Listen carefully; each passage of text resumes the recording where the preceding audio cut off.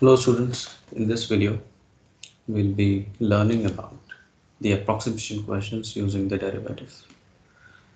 Okay, like for instance, when we have a question of any particular square root, you can easily guess that answer has to be, when it is perfect or whether it is a cube root, you can say it promptly without even thinking or giving it more than a minute. What happens if your question is with the decimals? Like let's say you have a question which is cube root of 26, or let's say the square root of 25.3. So in these scenarios, this derivative concept helps us to get the better answer. Derivative concept can be applied for the approximation questions to work out and tell the square root or the cube root of, for that matter, any particular. So first let me just give you a slight background information about that approximation and how it is going to be applied. Let's say when we have a curve, and how do we use to find the slope of a secant, right? And secant is a line which connects between the 2 points on the curve. So this slope of secant, that we used to express it as slope of secant, it is nothing but increase in y over increase in x, which we used to write it as f of x plus delta x, the points on the y provided the same thing, change in x, correct? Upon cancellation it gives us like that. And what is the slope of tangent then? Slope of tangent is nothing but the line which connects or passes to the curve at a single point, right? So this is the slope of tangent. So what the mathematicians did was they tried and worked it out with this particular portion, and they said, what if, let's say I have 2 points on the curve, which we can call it as, okay, let me draw a curve, clear curve. I have a curve whereas 2 points are, let's say, A and B. When I bring this point closer and overlaps it on A, okay, this is let's say my secant, and when I bring this particular point B on A to overlap, that becomes nothing but the slope of tangent that you could see it now. Okay, but now since the distance between A and B is little larger, and when you bring this point B to A, it is exactly nothing but the slope of tangent. Okay, so in that way we can say the slope of secant is equal to the slope of tangent, that is dy over dx for the given curve. Are you with me? Okay, this is possible only when the points is overlapping and getting exactly on A. But in some questions, what you have, let us take a scenario where that point particular B is very close to A, very close to A. So in that case, when I draw the secant, okay, and the slope of tangent, they will be numerically equal. They will be numerically equal. So in that case, I can conclude delta y, the change, how much is the change, is nothing but the slope of tangent times the delta x. This is what we have to work it out in the approximation questions, and that is why we are saying it is approximately. I hope the background information is clear regarding this one. We'll work it out by solving a question now.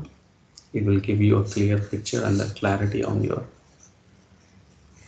concept approximation using derivative. When a particular question is given to you, how are you going to work it out? So now let us take the exercise 6.3 of grade 12 chapter derivative, application of derivatives. We need to work out 25.3, square root of 25.3.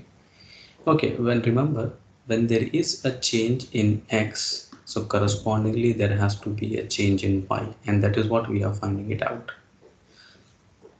Okay, and delta y, I'm writing it aside for your reference, dy over dx times delta x.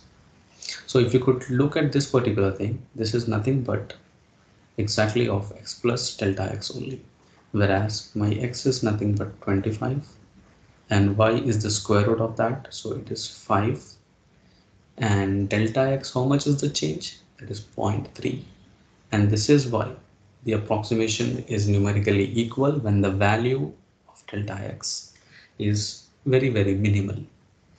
Now we need to work out delta y in it here. So I can write it as, see, square root of this should be exactly equal to this one, y plus delta y, or you can express y is equals to root of this one. So I'm taking it as root x. Now if you find the derivative, that is what we have to do here, dy by dx, root of x is 1 by 2 root x. And when you substitute the value x, that is 25, you are going to get 1 by 10, it's nothing but 0.1. Y is what? 5. Now upon substituting, you will get the final answer. Delta y is nothing but dy by dx into this. So you can write dy by dx value, you already got it as 0.1 times delta x is 0.3.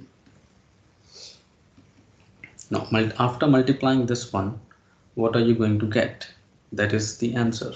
There lies the answer. 5 plus the multiplication of this one. What multiplication is giving you?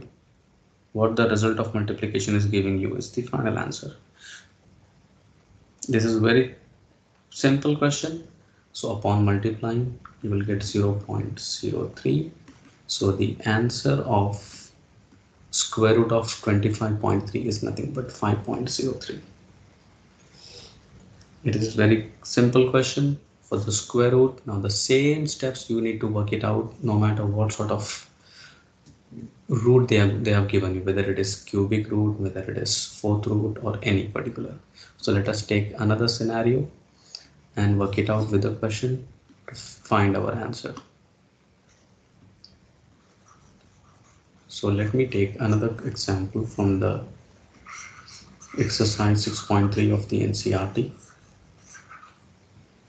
I have taken a question with the cube root of 26, and if you work it out, first you need to check what would be your nearest cubic root to this particular number.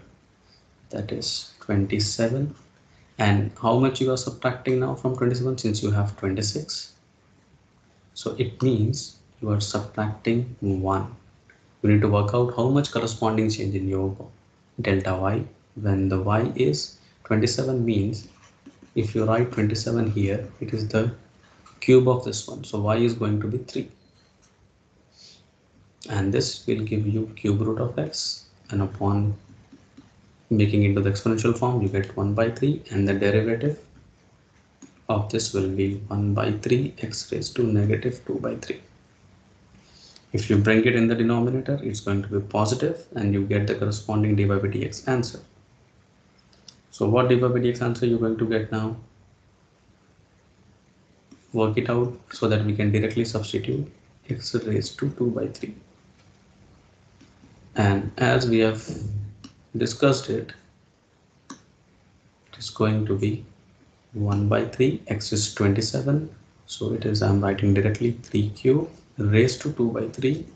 So upon cancellation, your answer is going to be 1 by 27. Further, when you divide by 27 with 1, you're going to get 0.03. You have to divide fully to get the answer. Check what answer you're going to get. When you divide it, you're going to get 0.000 0.37. 0.037 once you divide 1 with 27. Now the final answer, y plus delta y. Replace delta y with the given thing that we have, that we discussed earlier. Y is 3, cube root of 27, dy by dx, just now we got it, 0.037 into minus 1. So 3 minus 0.037 is going to give final answer and the corresponding change in y. So how much it's going to be? 2 0.963, which is the approximate value for cube root of 26. Isn't it simple, students? Please, you can work it out now by taking up some more questions. The same thing goes even if you have the decimal cube root involving the decimal questions. That we can discuss in the next class. I hope up till now it's pretty clear.